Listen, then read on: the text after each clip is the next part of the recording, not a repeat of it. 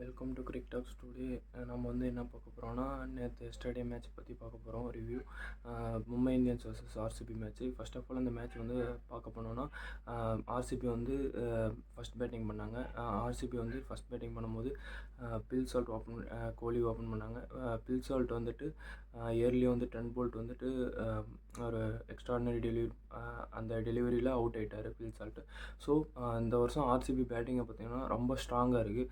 First of all கோலி இந்த டாப்பில் வந்துட்டு பயங்கர அக்ரெசிவாக ஆடுறாரு. அதேமாதிரி strike rotating is extraordinary from Kohli.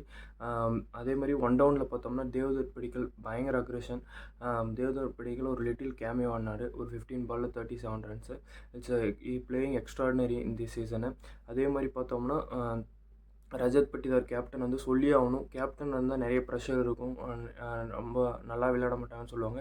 But Rajat Patidar is proving well better and better in every game. இந்த மேட்ச் வந்துட்டு ஒரு 30 பாலில் 60 ரன் செமனாக ஆடினார். அதே மாதிரி டவுன் த ஆர்டர் பார்த்தோம்னா லிவிங்ஸ்டன் பெருசாக அடிக்கல. பட் ஜிதேஷ் சர்மா சொல்லி ஆகணும். Jitesh Sharma is a very extraordinary player. Down the ஆர்டரில் வந்து 19 பாலில் ஒரு 40 ரன் அடித்தார். It's extraordinary innings. அந்த ஒரு 40 ரன்ஸ் தான் வந்துட்டு ஒரு ஹியூஜ் ஸ்கோரை வந்து இது பண்ணுறதுக்கு இருந்துச்சு. அப்புறம் டவுன் த ஆர்டரில் வந்து லிவிங்ஸ்டன் ஆடல. அதே மாதிரி டிம் டேவிடும் இந்த மேட்ச் வந்து ஒரு லிட்டில் கேமியோ தான் கொடுத்தாரு, பெருசாக கான்ட்ரிபியூட் பண்ணல. பட் ஓவராலாக வந்துட்டு 20 ஓவர்ஸில் வந்துட்டு ஆர்சிபி வந்து 222ன்ற டார்கெட்டை செட் பண்ணாங்க. மும்பை இந்தியன்ஸ் வந்துட்டு நம்ம அண்டர்ரேட் பண்ண முடியாது. ஏன்னா பும்ரா அந்த மேட்ச்சுக்கு வந்து கம்பேக் கொடுத்துருக்காரு. பும்ரா வந்து பவுலிங்கில் எக்ஸ்ட்ரானரியாக போட்டார். 4 ஓவரில் 29 ரன் தான் கொடுத்தாரு. எல்லா பவுலர்ஸும் வந்துட்டு அடி வாங்கும் போது ட்ரெண்ட் போல்ட் இயர்லியாக வந்துட்டு விக்கெட் எடுத்தார், நல்லா போட்டார். பட் டெத்தில் வந்து அவரும் அடி வாங்கினார். எல்லா பவுலர்ஸும் அடி வாங்கும் போது இந்த விக்னேஷ் புத்தூர், பும்ரா வந்துட்டு நல்லா போட்டாங்க. பட் விக்னேஷ் புத்தூர் வந்து ஒரே ஓவர் தான் போட்டார். அந்த ஒரு ஓவரில் விக்கெட் எடுத்தார். பட் ஹர்திக் பாண்டியா வந்துட்டு ரஜத் பட்டிதார் வந்து இந்த மிடில் வந்து அட்டாக் பண்ணிடுவான்னு சொல்லிட்டு விக்னேஷ் புத்தூருக்கு பவுலிங் கொடுக்கல. ஏன்னா ரஜத் பட்டிதார் வந்து ஸ்பின்னை வந்துட்டு பெட்டராக ஆடுற பிளேயர்ன்றனால. அதே மாதிரி இப்போ வந்துட்டு சேசிங்கில் பார்த்தோம்னா மும்பை வந்துட்டு ஆல்ரெடி உங்களுக்கு தெரியும், it's never under estimate this team. வந்துட்டு சேஸில் வந்துட்டு அவங்க வந்துட்டு என்ன தான் வந்துட்டு ரோஹித் சர்மா இயர்லி அவுட் ஆனாலையும் ரோஹித் சர்மா வந்துட்டு அந்த லிட்டில் ஃபயரை கொடுத்துட்டு போயிட்டார். 9 பால்ஸில் 17 ரன்ஸ் அடித்தார், அவுட் ஆகிட்டார். இன்னும் கொஞ்சம் எக்ஸ்டெண்டடாக ஆடி இருக்கலாம். பட் அன்ஃபார்ச்சுனேட்லாக தயாள் வந்துட்டு ஒரு நல்ல பால் போட்டனால அவுட் ஆகிட்டார். அதே மாதிரி ரிக்கல்டன் வந்து பெருசாக எதுவும் அடிக்கலை, அவரும் அவுட் ஆகிட்டார். இயர்லியாக ஒரு 17 ரன் அடிச்சிட்டு லிட்டில் கேமியோ தான். அதுக்கப்புறம் ஒன் டவுனில் பார்த்தோம்னா சூரியகுமாருக்கு வந்துட்டு இன்றைக்கி வந்துட்டு வில்ஜாக்ஸ்க்கு பெருசாக அடிக்கலை. சூரியகுமார் யாதவ் வந்துட்டு இன்றைக்கி வந்துட்டு பெரிய எக்ஸ்ட்ரானரி எதுவும் ஆடலை. அவர் வந்து 2-3 கேட்செல்லாம் விட்டாங்க. Is not comfortable yesterday's game. 26 பாலில் 26 ரன் அடித்தார். அதுக்கப்புறம் 2-3 கேட்ச் கொடுத்தாரு, 2-3 கேட்சை ட்ராப் பண்ணாங்க. ஸோ இன்றைக்கி சூரியகுமார் யாதவ் டே தான் நினச்சா கடைசியில் அவரே வந்து கேட்ச் கொடுத்துட்டு அவுட் ஆகிட்டு போயிட்டார். அதுக்கப்புறம் டவுன் த ஆர்டரில் வந்தோம்னா Tilak Varma and Hardik Pandya they really change the game. Tilak Varma வந்து ரிட்டையர் ஹர்ட் ஆகிட்டு போனார் லாஸ்ட் மேட்ச்சு, சரியாக விளையாடலன்னு சொல்லிட்டு. ஸோ அவர் வந்துட்டு ரிட்டையர்ட் ஹர்ட் ஆன பிளேயர் மாதிரி தெரியல.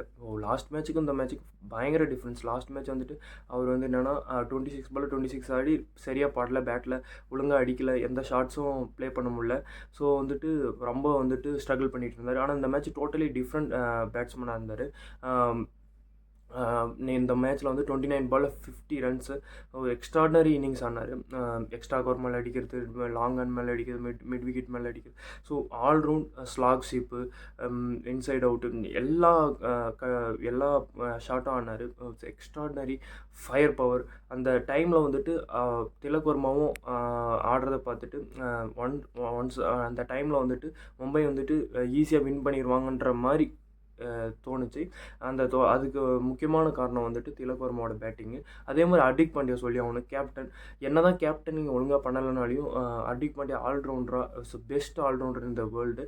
அதே மாதிரி மும்பை இந்தியன்ஸ்க்கு அவர் ப்ரூவ் பண்ணிட்டார். வந்த பால்லேருந்து ஸ்ட்ரைக், ஃபஸ்ட் பாலில் 6, அடுத்த பால் 4, ஜாஸ் ஹசல்வுட் அவரை போட்டு அடின்னு அடித்து பொழந்துட்டார். ஸோ ஜாஸ் ஹசல்வுட் லிட்ரலி வந்துட்டு ஜாஸ் ஹசல்வுட் வந்து no clue against Hardik Pandya.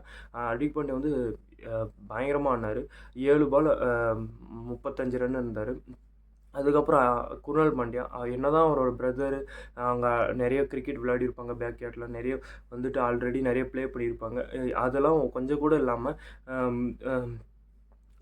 Krunal பாண்டியாவும் போட்டு அடின்னு அடிச்சிட்டாரு.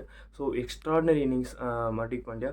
ஸோ வந்துட்டு Hardik Pandya the man looked very terrific in this match. அதுக்கப்புறம் வந்துட்டு எண்டை வந்துட்டு ஈஸியாக ஜெயிச்சிருவாங்க. ஒரு 100 பாலில் 50 பாலில் 100 ரன் அடிக்கிற ஸ்டேஜ்லேருந்து 30 பாலில் 60 அடிக்கிற மாதிரி சுச்சுவேஷன் கொண்டு வந்து நிறுத்தினாங்க இந்த 2 பேட்ஸ்மேனும்.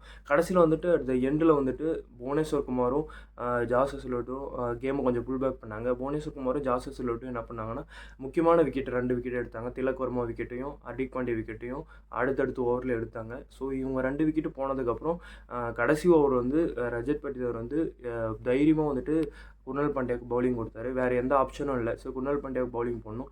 லாஸ்ட் ஓவர் வந்து 20 ரன்ஸ் டிஃபெண்ட் பண்ணணும். நமந்தீர் இருக்கார். அந்த பிளேயர் வந்துட்டு is a well capable hitter. But unfortunately வந்துட்டு 2-3 விக்கெட் வந்து அந்த லாஸ்ட் ஓவரில் வந்து தொடர்ந்து விட்டதுனால கடைசியில் வந்துட்டு நமந்தீரால் அந்த கேமை வின் பண்ணி கொடுக்க முடியல.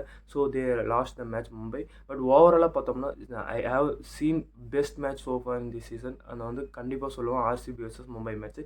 நிறைய மேட்ச் வந்துட்டு ஒன் சைடாக போகும், நிறைய மேட்ச் வந்து க்ளோஸாக போகும். But this match both team have the intent to win the match. First of all first இன்னிங்ஸில் பார்த்தோம்னா பெங்களூர் வந்து அக்ரெசிவாக போய் 220 ரன்ஸ் அடித்தாங்க. ஒன்ஸ் டைமில் வந்துட்டு அவங்க வந்துட்டு 200 அடிப்பாங்களான்னு நினச்சா 220 அடித்தாங்க. ஸோ இந்த 222 சேஸ் பண்ணுவாங்களான்னு மும்பை அப்படின்னு நம்ம நினச்சிட்டு இருந்தால் 222 நாங்கள் சேஸ் பண்ணுவோம் அப்படின்னு சொல்லிட்டு மும்பையும் சேஸ் பண்ணாங்க. பட் அன்ஃபார்ச்சுனேட்லி ஒரு 10 ரன்ஸ்னால தோத்துட்டாங்க. ஸோ இந்த கேம் வந்துட்டு ஆக்சுவலாக பெஸ்ட் கேம் இந்த சீசன். ஸோ இந்த ரிவ்யூ வந்துட்டு அவ்வளோதான். நம்ம வந்துட்டு அப்கமிங் வீடியோஸில் நாளைக்கு நடக்க போகிற மேட்சை பற்றி பார்ப்போம். ஸோ